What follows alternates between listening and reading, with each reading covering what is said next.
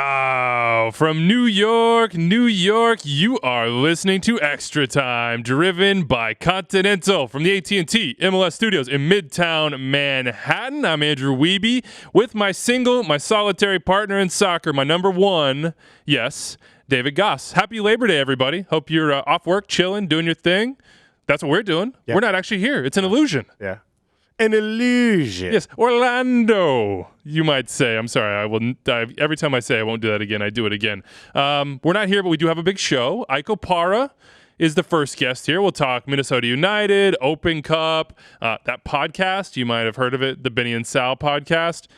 You know, Ike's a part of it. Yeah. He's a big part of it. And he'll explain maybe how it came to be and where it's going and how they got Carlos Vela, because I'm still bitter about that. Who else we got? The legend, the GOAT, the single greatest person in U.S. soccer history, DaMarcus Beasley.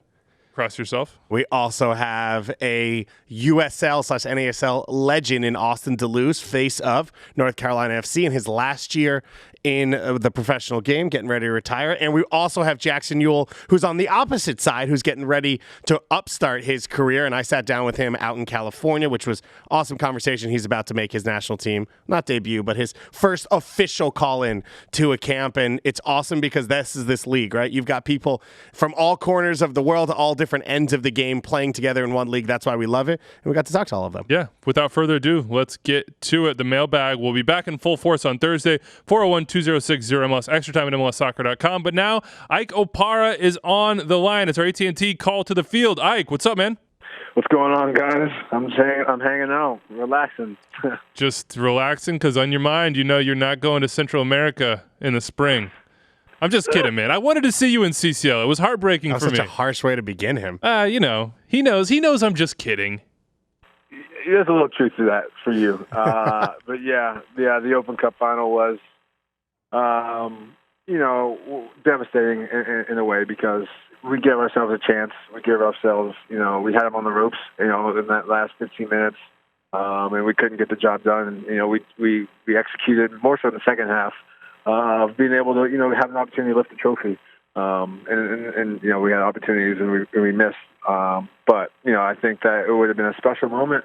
I guess in hindsight, the positives are, or the positive is, I guess growing as a club, but, missing out on CCL from a personal experience. All right, be real with me, Ike. Fate of the world on the line. I roll the ball out there one-on-one with the goalkeeper. Who's a better finisher, you or Michael Boxall? Well, I'm going to take myself over, 95% of the league. Maybe not Joseph. Wow. No. I don't know. I don't know how many well, technically, Boxy has more goals on a one-on-one this year with the keeper than I do. So I think you got to go with Boxy, to be honest. But I do fancy myself. If you've seen, end of games, I've made my way up there. I look like a natural, I think. You had that touch and turn. You put it on frame. You forced the save. I was pretty impressed by that. But look, the moment we all saw it and we saw sort of the devastation on both your face and Michael Boxall's face, what's is there a conversation that you guys have? Is there just like back in the locker room, he's just like, man, my bad? That's not an easy chance. It's just one of those ones where everybody kind of feels their heart drop. Yeah, and I mean, that's essentially what it was. I mean, hearts dropped. I mean, I looked at and I didn't even know I did this, but I looked at I watched the replay and I saw my face of the reaction, and I was stunned myself, and I didn't even know why I did it. And so it was kind of like, a blackout for a lot of guys in that, 2-minute span of what was going on. But, Boxy is a true professional. He stepped up, and by no means was that game on him. And just that was a moment in the game. We had 90-plus minutes to get opportunities to win, and that was just one of the actions that occurred. So you can't say it's on Boxy, but, he stepped up and said it. Just a personal standpoint that, we should have been playing, should have been extra time. And, I think if we had gotten the extra time and how the flow of that game was going, I don't know how we could have lost. Boxy, we've all had opportunities in the past that we've missed in big moments and big games. And, it's just unfortunate that it was him, and I would have preferred it to have been Atlanta. But, it's crazy because now our season, we've got a lot of games coming up, and we've got to make the playoffs. And we've got to, keep pushing, kind of what we've done all year. And so we don't have time to, sulk. And Boxy's a, key part of what we're trying to do, and, the partner that I've had all year. let's go to this sort of build in Minnesota, because year 3 was what Adrian Heath always talked about, is when maybe the vision would pay off, and it seems like that has been the case. You come in from outside the environment from Sporting Kansas City, where the playoffs were just the expectation, and you guys met that expectation every year and then won titles as well. So you understand success. You walk into Minnesota, you see this build happening, this season happening. What have you observed? What's been good that's allowed this team to perform much, much better than they have in the past? Yeah, I think a positive environment for the most part. Every team goes through ups and downs, but for the most part, I think guys in this locker room have been, positive and trying to, set this thing in the right direction.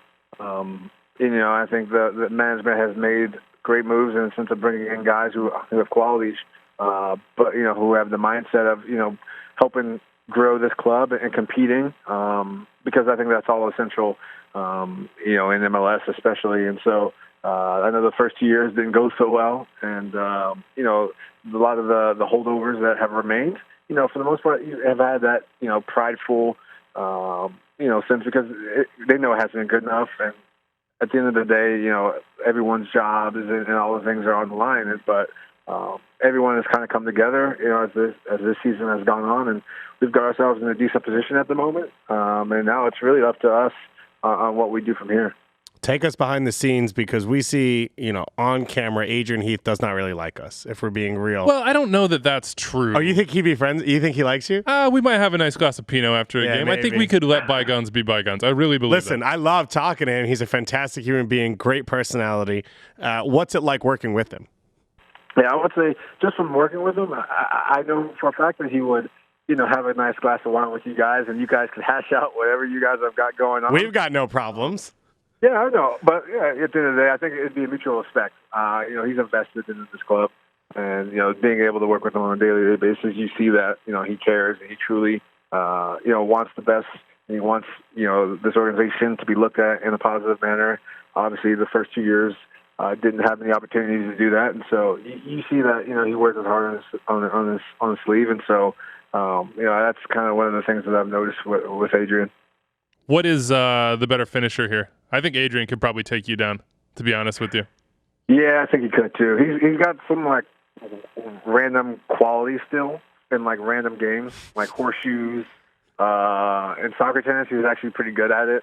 So I wouldn't put it past him. He could probably. I haven't seen him in shooting drills though. I don't know if he's trying to strike balls at his age these days. But he's random with his skill, I would say. But he's got it. He's still got it. Speaking of finishing drills, how close are we to Mason Toye on the U.S. national team? How close are we talking? How good is he? Full time, hopefully full time. I mean, you see him every day. Yeah. So it's funny. At some point in preseason or maybe early in the season, he was I'm not gonna pump his head too much, but he was giving me the works a bit in training. He was making me work. Let's put it like this. And, everybody has their trainings where that happens, but I looked at boxing actually and I said, I don't know what it is about Mason, but he's got something, and I don't know what it's going to be that he snaps into it or he breaks into it, because he didn't necessarily play much early in the year, and he went on loan at Madison and all of these things. And honestly, I think it was the goal in Houston in the Open Cup that won us the game, that just gave him the confidence that I can do this. And I belong here, because he does. I mean, you can see the moments that he's had in the summertime that he's got some ability, and it's all about now getting consistency and improving on a lot of aspects. But again, to this day, I still don't know what it is that Mason has, because he's got physical attributes and technical attributes, but he's got something, and I'd be disappointed if not to see him in that picture. Hopefully, within the next handful of years. Hassani Dotson's got something, and he bangs out Glazos all the time. This is like a guy that people just didn't really know about. He came under the radar. The Super Draft isn't always a place where we now see guys, especially kind of in the middle parts of the draft, make a big impact. Mm-hmm. I mean, this kid's got something. I don't know what it is yet, but there's something to build on. Yeah, it's funny. In preseason, I was around some of the young guys, and I saw them play, and I was really high on Chase Gasper. I was like, oh, this guy's going to be very good for us whenever he gets his opportunity. And he's, kind of made my call easy. Now, I can claim that. But Hassani was a guy that, I saw, but he was playing multiple positions in preseason, so I never really saw him in his natural element. until probably I would say April time, and then I'm like, okay, he's a baller too. And I didn't know he had that range from his shot because I never see him working on it in training. But when he gets in the games, I always joke, I'm like, you got Steph Curry range. When you're in the building, you're lighting it up. You can let it go from anywhere. And he's like, maybe I got to work on the left foot. But he's a guy that I've been impressed with, and kudos to our management to be able to hit on the super draft, which seems like it's becoming more and more irrelevant. But there's value if you put the time and effort into it. Who's the best team in the Western Conference that's not LAFC, Ike? Oh, man. Yeah, that's probably the right answer right there. Just dead air. Just step away and scratch your head because it's like a hot potato. You guys, I don't know if you guys have this, but I know Kansas City did. They have the live standings in the training center. And if you're watching those things live, there's been 4 teams, yourselves included, that have jumped through that in the last week. Yeah, honestly, every team almost has their week or their weeks where you think that they're for sure probably up there. And I don't know how. I don't. As a player, I can't even speak to it because I don't really know who I would consider the second best team. I would like to say it's us, but I think we have a big opportunity in front of us with our schedule. We will find out a lot about ourselves. I think there are teams that I've played in the West that I'm like, okay, they can be dangerous. They have quality, but from top to bottom, consistently week in, week out, I'm not sure. That's why I think it's MLS, and I think that's kind of what MLS wants. They want that kind of parity that anyone can be anyone, anytime, anywhere. So I don't have a pick for you. Hopefully it's Minnesota. I'll say that. So you froze a little bit there, and I respect that because you're used to being the other side of this, Ike. You're now a professional podcaster, the Benny and Sal show, and you're the sidekick or whatever. But no, I'm just kidding, man. How's that going? Like, where did that come from? How did you get involved? And I just want a public thank you to me for helping you leverage your name and your image into all Benny and Sal podcast rights. No, don't you dare! Don't you claim any of this? Don't you claim it? So I don't know why Benny and Sal started it, to be honest. I know they had the show when they were in Kansas City. I don't know what led them to start a podcast. I know they've been talking about just doing something random in the past, but it happened, right? It came out of left field, at least for me, or probably for everybody. And I'm like, yo, why can't I get in on this? They're like, well, we've already decided the name and all of this, yada, yada, yada. And I'm like, but they're like, we can have you as a guest. And I'm like, okay, fine. So I'm the guest, and then after the second one, Benny's like, you have to be on full time. And so I'm like, all right, cool. So we'll figure out a way to work out the segments and all of these things. And they worked my way into it. So I was like, all right, guys, I need to get in the name. Like, how can we do this? IBS, like, let's do it. And he's like, no. I was kind of shut down. And I was like, all right, well, if I don't get at least my picture and the creative logo, I'm out. I'm leaving. And it was like a joke for a few days. And then Wiebe over here decides that he wants to play a part and tries to, poach me the extra time. Hey. And I'm thinking to myself, you know what? Let's do this. And actually, Benny, and more so Benny, he's like, dude, we got to tell Wiebe to leave you alone. Like, you're ours. He's like I'm his property or something. Wow. So Ike, sounds like you're not getting treated right over there. Yeah, that's what it sounds like. I'm not. I'm feeling undervalued again, guys. I'm just telling you, there's a really comfy landing spot right over here, New York City. I mean, we can pull you in. We got Skype too. That's not proprietary. Anybody can do that. Yes. Well, here's the thing. Being able to get guys that you've played with or just kind of being in the soccer field, it's just more, natural because they're never going to be upfront with you guys. Like, they're going to feel like it's always ulterior. I'm just being honest. They're always going to feel like it's ulterior motives. Or that that you're gonna betray. Who knows, right? But like in our setting, it's more kind of that you're just talking with your friend, and that makes up for some of the lack of internet connections. And like I was doing, I'm out of the hotel room in Atlanta, so it's just I think that's not your guys' fault. It's just. Well, I guess you guys could have been better at soccer and been professional players. But. Yeah, but Ike, that has a shelf life. I'm sorry. What happens when you get through the 12 players that like playing with Benny? Done. What? Huh? Now what? Well, Well, we'll find some. I'm not that concerned. Although you should, if you think the podcast is good, which is great, I hope you do. You should see our text message chain. I think that's the most entertaining part of the podcast. Which maybe I'll try to get Nino, our producer, to release some of the chains, because Benny and I killing Sal is epic on this thing. Look, like Sal's always coughing into the mic. Like, Sal, just mute your microphone. Or we talk about Sal's note taking. I posted it once on Twitter. He was like doodling, like he was literally a second grader could take better notes than Sal. So it's pretty funny. It's probably like the best hour of my week, maybe minus game days. So, hey man, if you want to work with professionals, I'm just saying. We don't doodle. Plus, we do twice a week. Yeah, 2 good hours. Yeah, you got 2 good hours. You're like endorphins are just going to go straight up here. So you got Carlos Vela, and in getting Carlos Vela, I basically decided that we're not actually competing with you guys anymore. You're just kind of in your own little space. How do you guys book guests? How do you decide on guests? What's the process here? Yeah, so we have a note sheet of all the guys that we think would be interesting. We all, put in whatever it be 10, 15 names into it, and we kind of update it as we go. But and we see the sheet, and we go, okay, what do you think? Especially after, depending on who the guest is the previous week, who do we think the personality should be the following week, and or the following weeks? So we try to get them lined up ahead of time. Sometimes we've had a couple moments where we've had to make a last minute decision and change and scrounge and find someone to help us, and everyone has been great in that regards. But it's more so just kind of who you know, and then trying to set up a schedule, and then go from there. And so we try to book probably 2, maybe 3 weeks in advance. And so it's actually we're not as amateur as we seem, but I think more importantly we're just having fun and going with the flow. Look, 2 to 3 weeks in advance is better than us, Ike. So you're actually crushing. Yeah, you're beating us on that one for sure. And Vela was a great gift for you guys. And look, the best part of the show, in my opinion, Benny does a good job and Sal with the interviews, but the end, Ike's interrogation room, is clearly the best part of the show.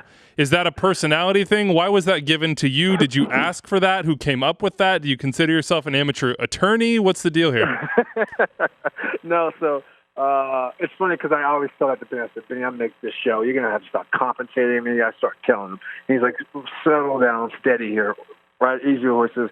But it was actually Benny's idea to do something along the lines, and he kind of let me have that. Well, the great thing is it's not like we've got some crazy standard, but he let me have the creative freedom of doing, the interrogation the way that I wanted to do it.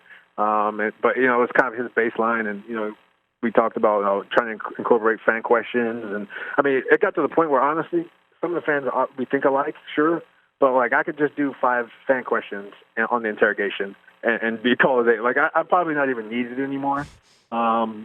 But it's been fun, and so it's weird because I could always obviously ask 5 just absurd, difficult questions, and put the guests in the hottest of the seats. Mm-hmm. But you kind of want them to answer them and try to make them interesting, and see if you can get a good story out of it. And like the Vela one, I intentionally asked them, 5 easier questions, not some were harder, but I don't think they were anything crazy because I wanted him to answer them all.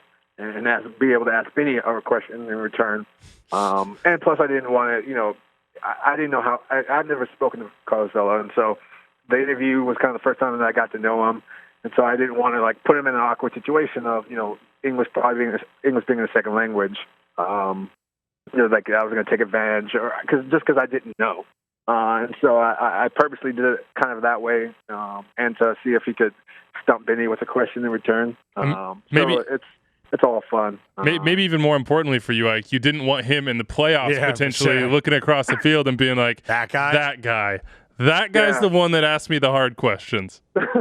Well, I guess by the time this comes out, we would have already played him. But, I mean, we played LAFC on Sunday, and he practically guaranteed us on the podcast that he was going to chip his old friends in Arsenal.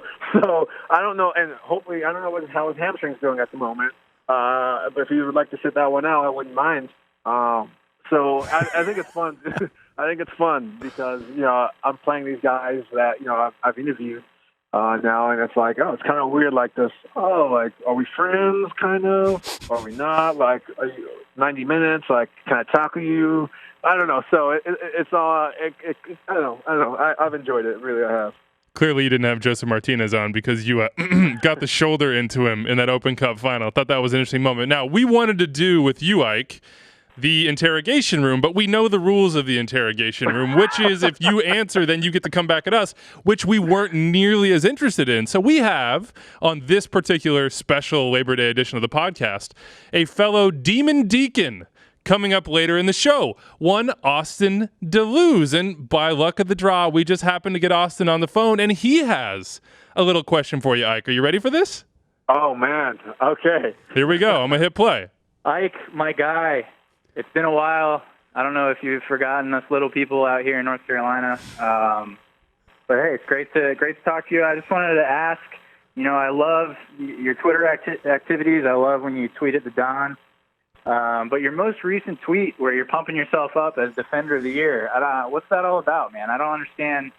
I can't remember the last time a Defender of the Year candidate was running their own campaign. You're starting to toe that line of, like, egomaniac. I don't know. I never saw Parkey running his own campaign. He just won them. Boom. So let me know. Let me know what the deal is, man. But, yeah, good luck with the rest of the season or whatever. I don't really care. Doesn't really care. Good luck. What do you think? Parkey just won him, Mike. He's just throwing it out there. Fellow Demon Deke. Yeah, Deeks. Man, the worst part about Austin da Luz doing this is that I can't say anything that won't make me look bad. Like, if I say something about, Austin of all the people, like, now I'm going to rip Austin. I look like, like I'm an evil maniac, kind of like what he said. But no, I think I'm just at a point where I've realized that I don't want to say in the lack of, like, laissez-faire, but I just kind of don't care. Like, I'm just kind of having fun, trying to engage, and I thought it was pretty funny. And more so, I just try to create laughs and go from there. But yeah, honestly, I'm at a point where I'm just I'm enjoying life. I'm enjoying playing the game, and I'm just trying to, make memories and make people laugh here and there, and just sometimes be absurd. It's just kind of my personality, I guess. But I don't know. Thanks for the question, Austin. But on the flip side, Ike, I'm happy with you. What's that? On the flip side, Ike, if you this would be bad if you weren't playing well. If you were no good and you were trying to do that. The thing is, you're playing easily well enough to be in the conversation, so it all works. Yeah, honestly, even if I wasn't playing well, I think I would still make that joke. That's the thing. I would make the joke regardless, and hoping people would see the joke and why I'm making it. And so it wouldn't necessarily change, what I do, how I was performing. But I think, obviously, I've always wanted to be just in the conversation. I strive for that every year, and regardless if I win it or not, to be honest, I just really wanted to, I just really want to be in the conversation with one of the best players in the league.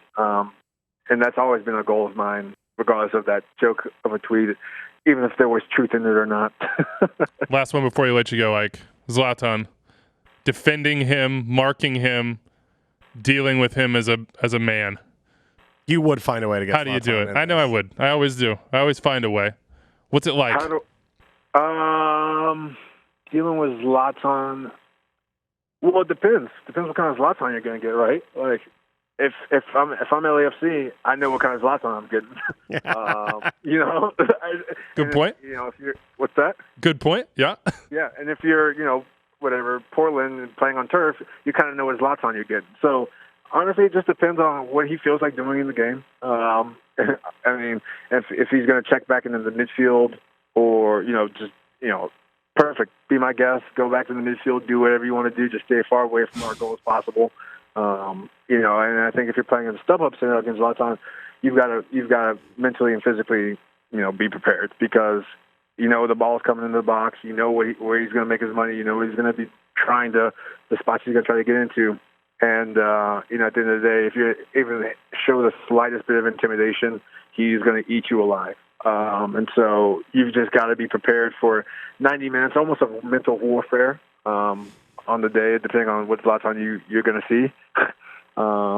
So that's the way I approach it. And at the end of the day, it's just a game, and you compete and you see where the cards lie at the end of the game. Trying to figure out what's more difficult, Mark and Zlatan or Ike's interrogation room. I guess we probably won't find out. You're getting Carlos Vela. I don't think we're coming on the show. Ike. Okay, since I've come on to your show, I have to get one of you guys on ours.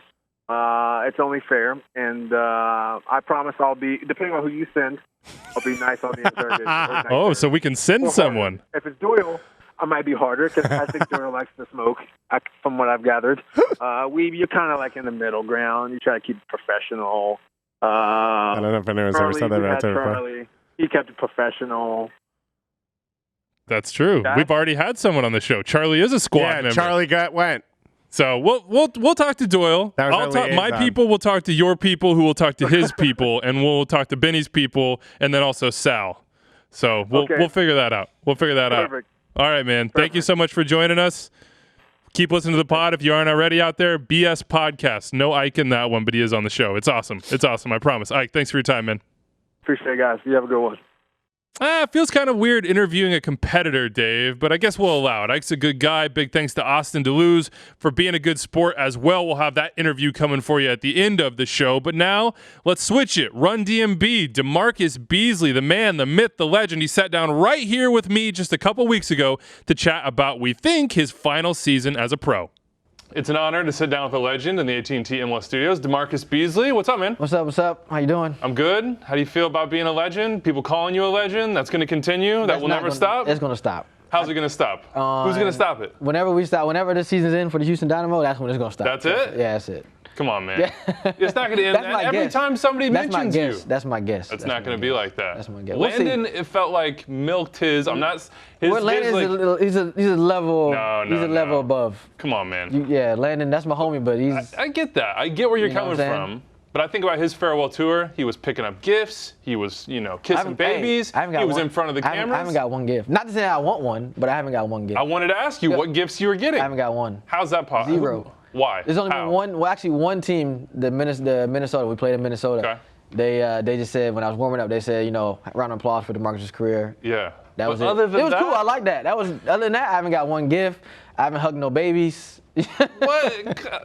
I'm disappointed. I'm disappointed in the entirety of the American soccer culture right now. None of that. What would be a good gift for you if you walk out there next time? I mean, I would think that someone would give me, especially because it's an away team. Yeah. They'd probably give me like a walking cane. Oh, see, there you go. Some gray hair, some denture, right. like a little voucher for maybe the buffet. Exactly. Yeah, there you go. Get it at 4:30. Good for 50% off. Yeah, right. That could be $4.99. I might need that when I start playing. You're a young looking 37 though, man. You're young looking. Hey, but I'm getting up there. Okay. I'm getting gray hairs in my beard now. Are you? So yeah, it's getting there. But it looks like you might be dying them. Yeah, but that $4.99 buffet is gonna be really nice come December, January. Yeah, you got plenty of time. Doesn't matter what you eat. You're at the end right now. Through your own choice. It's got to be good to go on those terms. When I think of you and Landon, though, I think back to 1999. I think back to Bradenton, New Zealand, the World Cup, Golden Ball, Silver Ball, doing your thing, bursting onto the world stage. I wonder what that team, being a part of that team, that tournament, meant for a teenage DaMarcus Beasley. Man, it was amazing. It was great, because it felt like a real team, because more so than us just being the youth national team, we lived together. We went to school together. We ate together. We, did crazy things together. We went out. We did everything together because we were all in the same dorm in Bradenton and this and that. So for me, it was special to be a part of that group, going into Bradenton, being the guinea pigs, of that, and then doing well. We fell short of our goal because our goal was to win the World Cup. We thought we had a good enough team from all the places we played before we went, to New Zealand. And I think every country knew too. They knew how good we were, and I think we showed it in a couple games, but we fell short. But yeah, that group was special. Gooch, Beckerman, Convey, you guys. Yeah. This is a big question, and it can be a coach, it can be a teammate, it can be maybe an agent, a mentor, whatever it might be. Who's the most important person in your career that's not a family or a friend? Soccer-wise? Soccer-wise. Man, that's difficult. That's tough. Off the top of my head, I gotta say Landon. And I say that because he is a friend, but at the same time he's a player. But at the same time, I say that because in the beginning we did it all. We did it together. We didn't have, any other younger players coming through, like what we were doing at that time. So, we're roommates, what I'm saying? We were roommates in the World Cup in '02. Whenever we went to, the camps with the national team, we were, together. We ate dinner together because we didn't really, we were, 17, 18-year-old kids, so we didn't really hang out with, with Kobe Jones and Ernie Stewart to go to dinner. And, they're buying all these expensive meals, and we're going to Chick-fil-A. You know what I'm saying? I mean, we didn't really go to Chick-fil-A, but you get my point. Young guys, you're picking up fast food. You're getting the value. We did not go to, no. We didn't go to fast food. Oh, really? No, we did not. Okay. Maybe once. All right. Okay, maybe twice. Taking care of your body. Maybe twice. Yeah. We got to put that out there for the kids. Yeah. Make sure you treat your body right. There you go. When you're a young professional, yes. Got to make sure that's right. You have any annoyances with Landon? Best friends have these things. I hated my best friend for 2 years before I liked him. I know his and mine. His and mine was that I snore sometimes. I know he always. That's rough. But mine, for his, I would say, just off the top of my head, I remembered he carried this bear around with him, and this is a 17, 18, 19-year-old kid. A little bit late. Carrying a stuffed animal. Tad late in you life. think so? It feels a little bit late. It was like 15 years late. Right. But he would carry it around everywhere he went. I think that was probably the most annoying thing for me being his roommate. What stop in your career do you remember the most fondly? What has the best mememories for you? You've had a lot of different countries. I mean, for me, I think for me it's the biggest stage: World Cups, Champions League games, cup games. To be able to win something. Those things were special. And I was lucky. I've been lucky to play with some very good teams. And throughout my career. So I won a lot. I've lost a lot, but to be in that position to win, some of those tournaments and those games, those were the special moments. The Champions League, not even just scoring goals, but just being part of the whole situation. Just the leading up to it. From the fans. Being in Europe, the fans, the whole city getting around the team, whether I played for PSV or when I was in Rangers. That part. That I'll always remember. What about that Champions League run is the most special? You come in, Gusedink brings you in, Arjen Robben.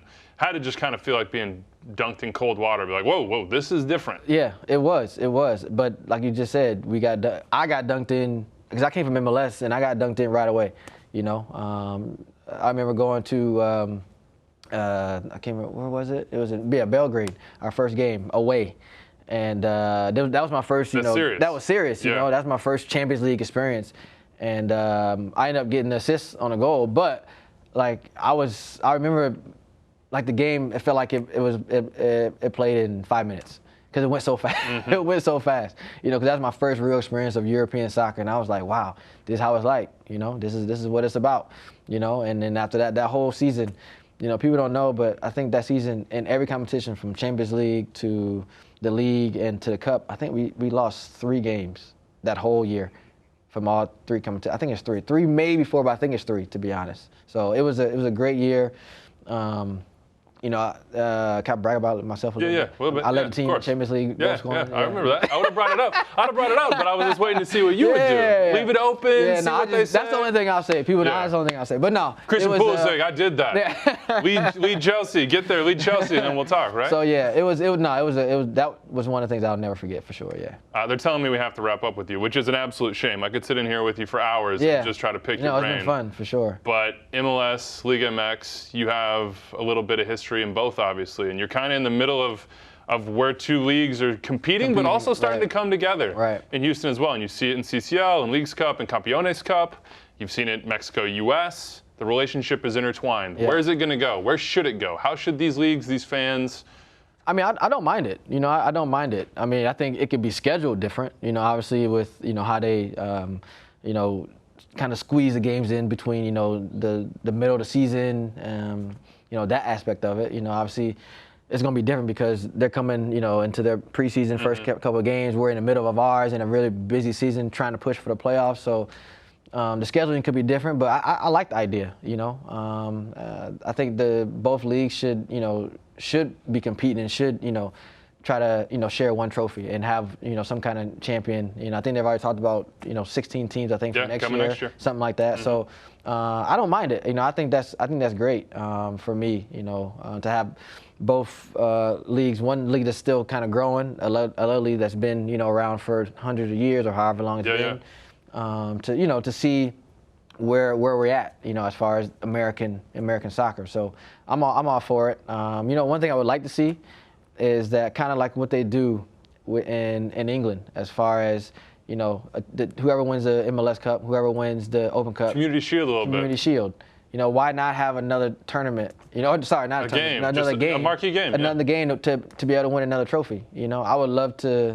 I was thinking about that when they're talking about the Community Shield, and Man City against Liverpool, and I'm like, why not? Why not MLS? I think that'd be another great opportunity for players. Leading to a big game, leading to the season. So.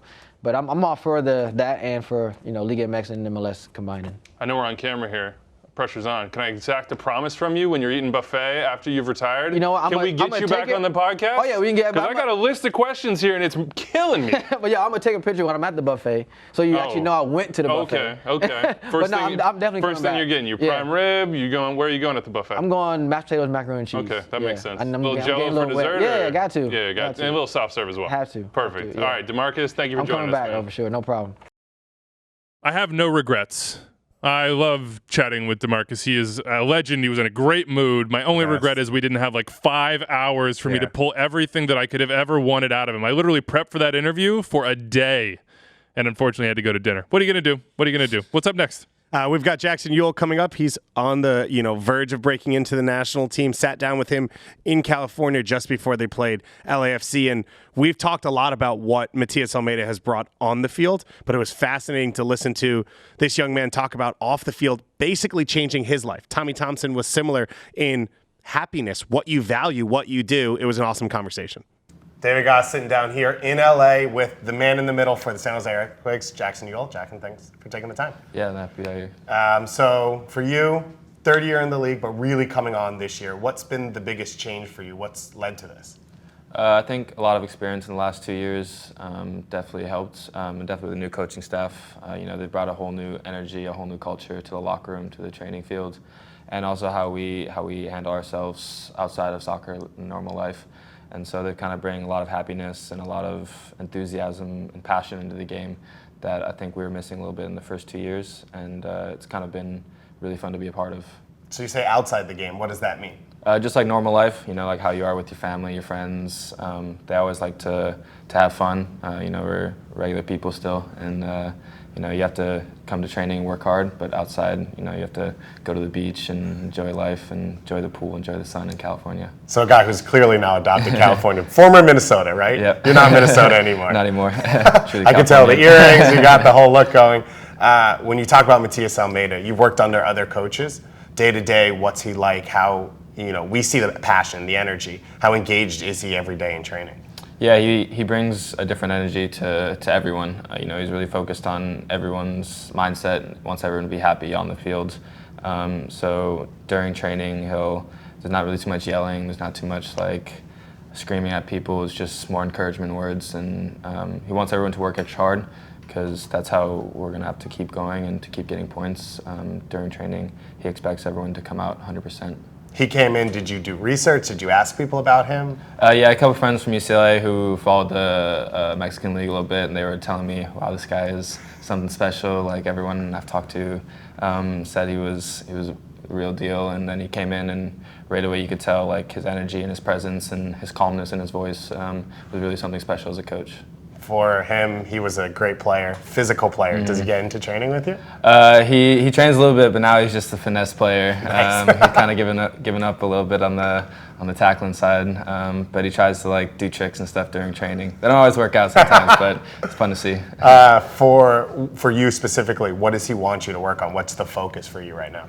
He really expects a lot for all of us midfielders to be aggressive on and off the ball, to be able to get the ball from our defenders to our attackers, and vice versa. When our attackers do have the ball, to not allow counterattacks and to be in the right shape and to be really aggressive, to be able to get the ball back quickly in the way we do. From your skill set that you had coming into playing under Almeyda, what have you had to change the most or work on the most? I think my defending side has definitely improved. The aggressiveness to close down players quicker, and just the instinctual part of defending. I think during the beginning of preseason I kind of struggled a little bit, And then with his words and encouragement and kind of tactically wise defending, I was able to put myself in better shapes during games. And when we watch you play, we see the passing. That's your biggest weapon. What are you doing to improve that? How do you go about trying to be effective every single game? I just try to, play simple. I think the game requires simple passes a lot of time.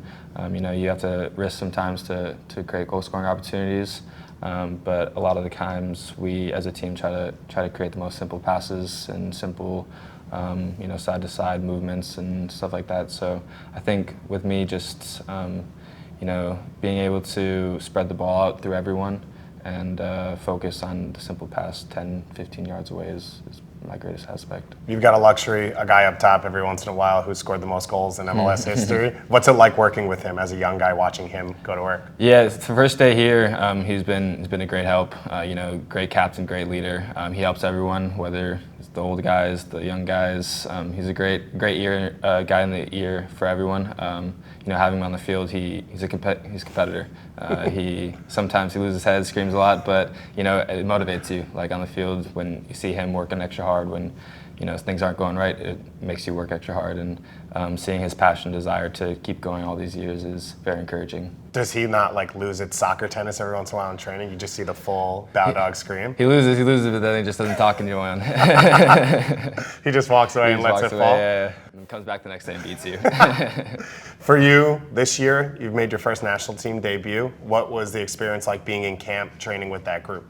It was awesome. A lot of players who have a lot of experience in the league and a lot of experience in other leagues in the world and a lot of national team experience. Michael Bradley, Will Trapp, being able to learn and kind of being in the same meal room and same locker room as them was truly awesome. Grew up watching a lot of these guys play, and just being around them and hearing their conversations and what they do on a day-to-day basis to stay in camps week in and week out and stay in teams week in and week out is truly special, and I had a great time during it. And you got the start. You played well in your 60 minutes. Did it change anything for you to feel like you could play at that level, that you fit in that group? Yeah, definitely. I think it was definitely eye-opening being a part of a team like that. For me, the game felt pretty easy, the normal, just because all the players were so good and was able to find good spaces.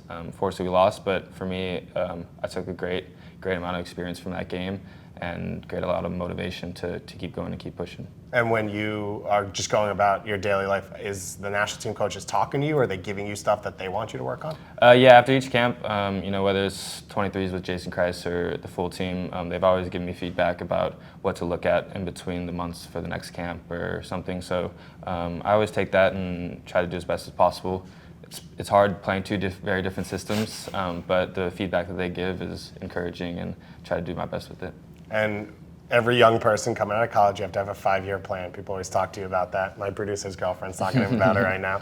For you, Matias Almeyda has talked about Europe. Mm-hmm. You don't even have to do it yourself. What's your goals? What's the outlook like for you over the next few years? Yeah, I definitely want to play at the highest level, whether that's winning championships here or abroad. For me, it's soccer is a crazy thing. You could be a second division team somewhere and then one of the Champions League teams the next year. And I feel with me, playing under Matias and with the next rest of this season, the next year, I think a lot of doors will open up.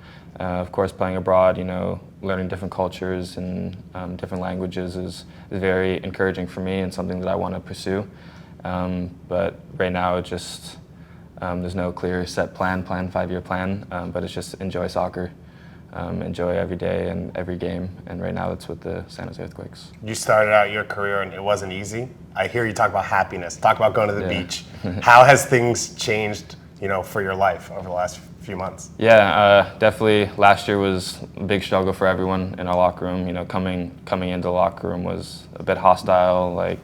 Even though we had a good group of guys, it was still a lot of pressure. We haven't won any games. It's very difficult. And now it's you come in the locker room and there's music, there's laughter, there's everyone speaking different languages, but everyone can understand each other.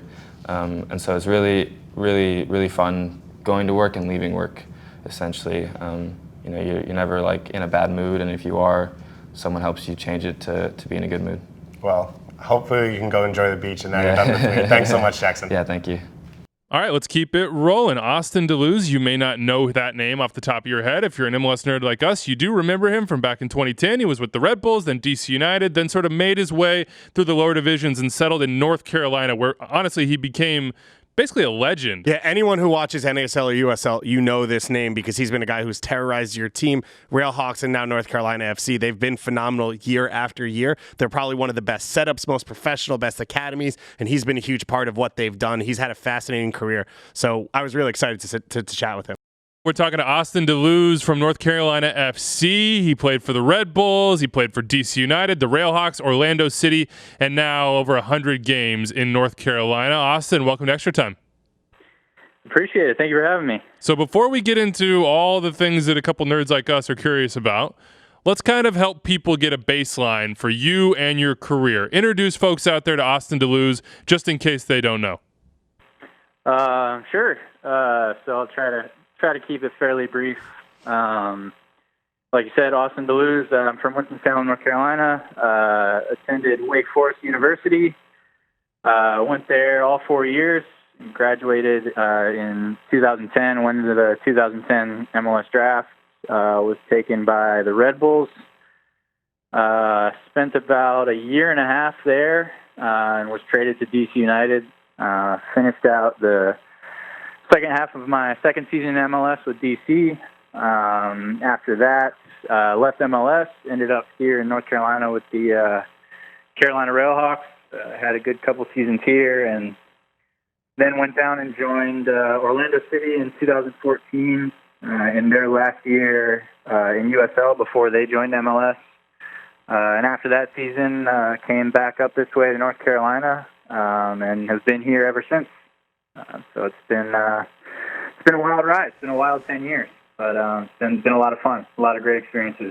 And we're having you on now because you have announced that you will be retiring after this season. And as you said, a long storied career, especially across NASL and USL, winning titles, being one of the star players throughout your time in those leagues. But let's ask a hard question here, which is, you made this decision this year. Have you ever been close before? Was this process new to you, or have you done this process before of thinking, do I want to play again? And maybe in the past said yes, and now it's a no. I wouldn't say I've ever gotten particularly close. I think over the past few years, it's kind of been in the back of my mind, not necessarily, this is it, but just kind of, all right, this is probably something I need to start thinking about and planning for, just as far as what might come next. But yeah, it's I think more mental than physical for me. It's become a little bit more of a grind, and I just, I want to go out still enjoying it and having fun, and you don't want to turn into that like old grumpy guy in the locker room no one wants to be around.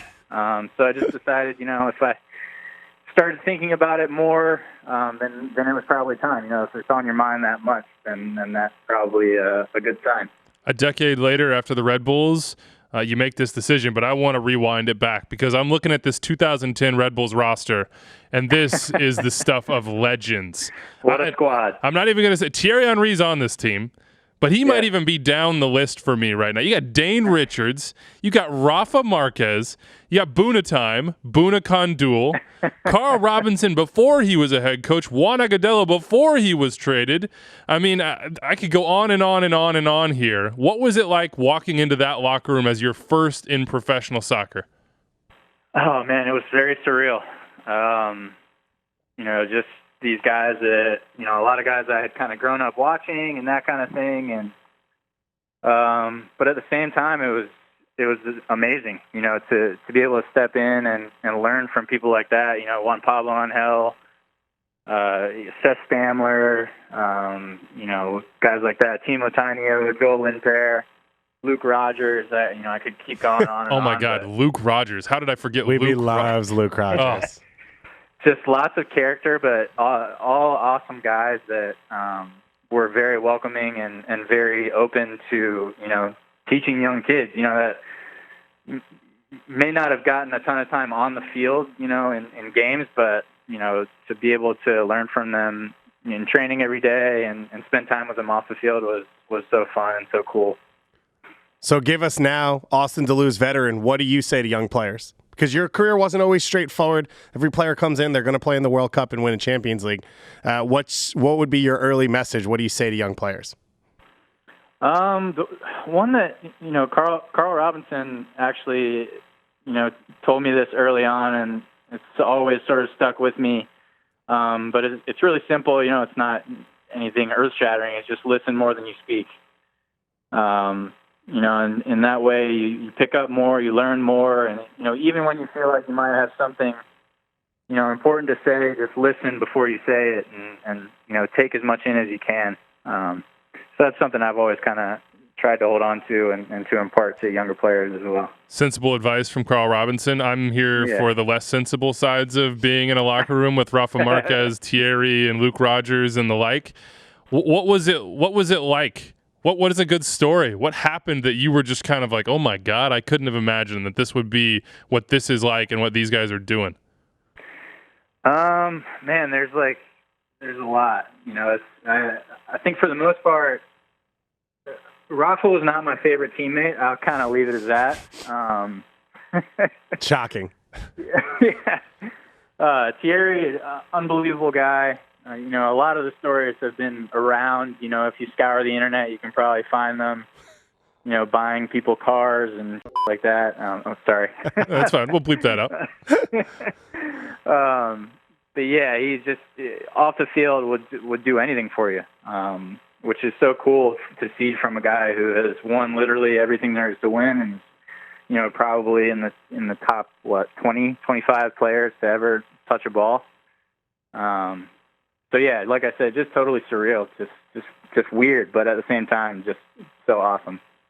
So you get out of the Red Bulls, you move around, but Carolina Railhawks and now North Carolina FC, a major part of your time. Take us into the differences or the experience of playing in the second division in the U.S. You fought for championships across that. How different is it from what you do in MLS?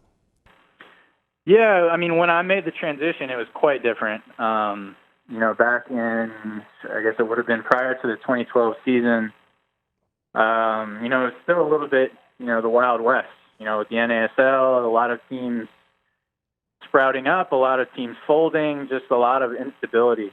So just getting used to that and you kind of have to readjust your mindset and just kind of ride the wave. If you're looking for something stable and you're not going to find that at that time period. You weren't going to find that in the lower leagues. I was fortunate to come into a pretty stable, good situation around a lot of players and coaches that I knew. But going into every off season, it was definitely an adventure. Not knowing where you're going to end up come next season. But it's been fun. The league's come such a long way. USL now is a completely different world than it was, 6, 7, 8 years ago. And it's been really cool to have been, a small part of that progress. Compare and contrast a little bit for us. Help us understand what's changed from the side of a player. It's your profession, it's your craft. What's gotten better over those 6 or 7 years? Just the professionalism, I think,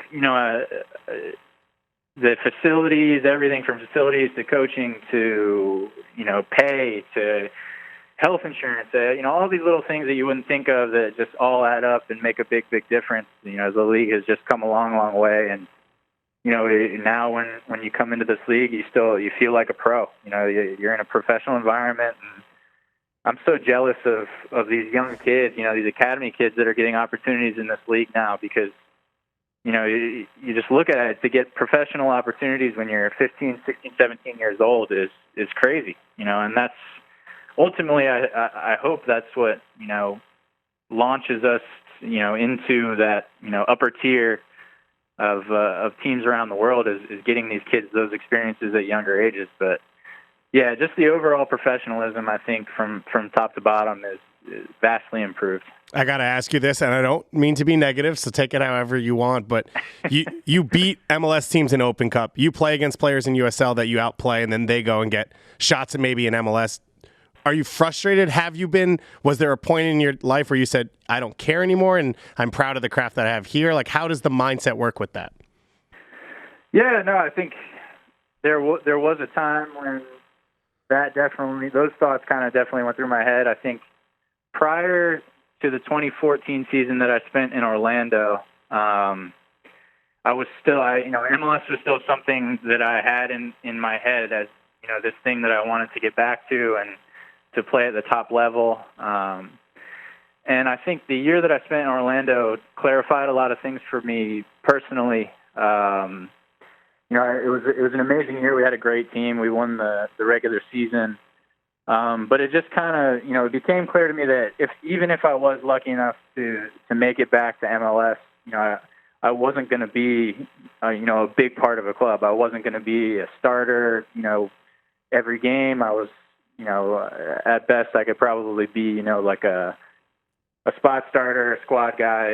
And that, I realized that just wasn't what I wanted, and that I was much happier when I was, when I was leading and I was a big part of a club and, having an impact in the community and stuff like that. So after that year, that coming to those conclusions, that I think those thoughts about, being frustrated and watching other people that maybe weren't as deserving go and get opportunities that didn't faze me as much anymore. You talk about the community and being the face of a club, and I think no doubt you are that with North Carolina FC. You've embraced that, being home and having sort of a familiarity there. I'm always curious about that sort of role, because it's even bigger than just like, hey, I'm a leader on the field. Like, ultimately, you are a community ambassador, and that ambassadorship is so important to the success of the club.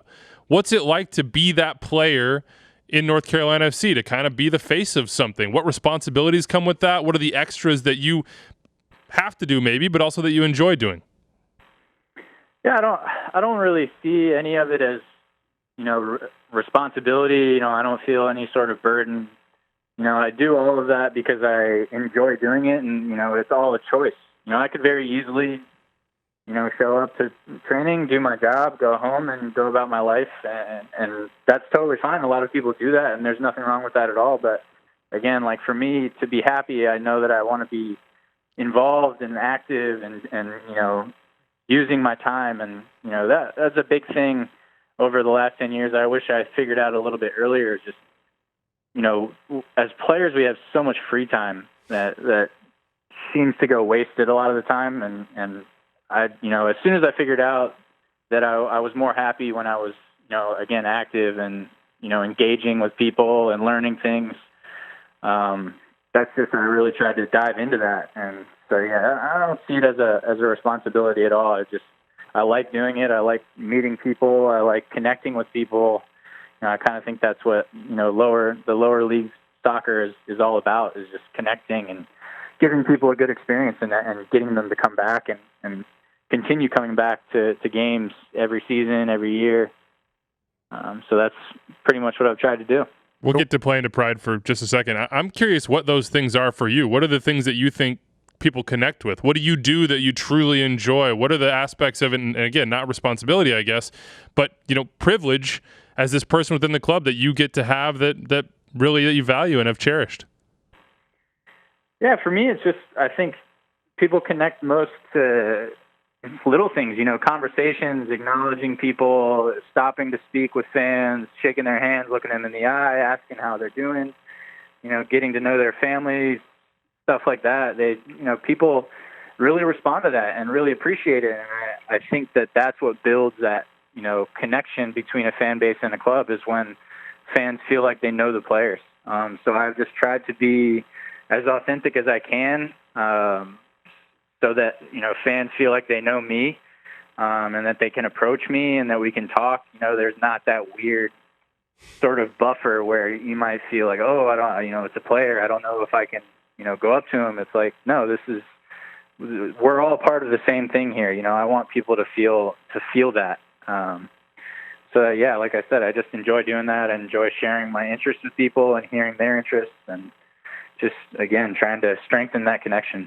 Andrew mentioned it, but one of the things you've spent your time doing is creating an organization called Playing for Pride, raising money and advocating for LGBTQ people and for the cause. And you've had players across, the soccer landscape join in with you, and they play for this cause, and they raise money, I think over $20,000 this year. What where did this organization come from, and what's it been like trying to build it and make it bigger?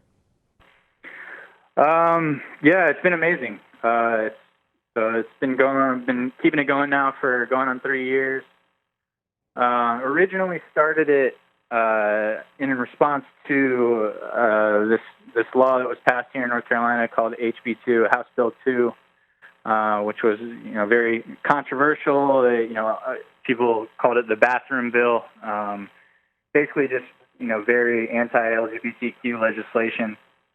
And I was pissed off, and I wanted to do something about it. And I just, soccer is what I know. So I just tried to connect those two things, and started this, and been really lucky to have a lot of players that, also want to get involved in things like this and have sort of taken it and run with it, and the support that I've gotten from, like I said, players, but also fans and coaches and clubs and even, entire leagues has been pretty incredible and humbling. And, like you said, we've raised, this year we raised around $23,000. And I think over the three years that it's been active, we've raised over $60,000, which if you had told me that would be the case when I started it, I would have said you were crazy. But it's been a ton of fun.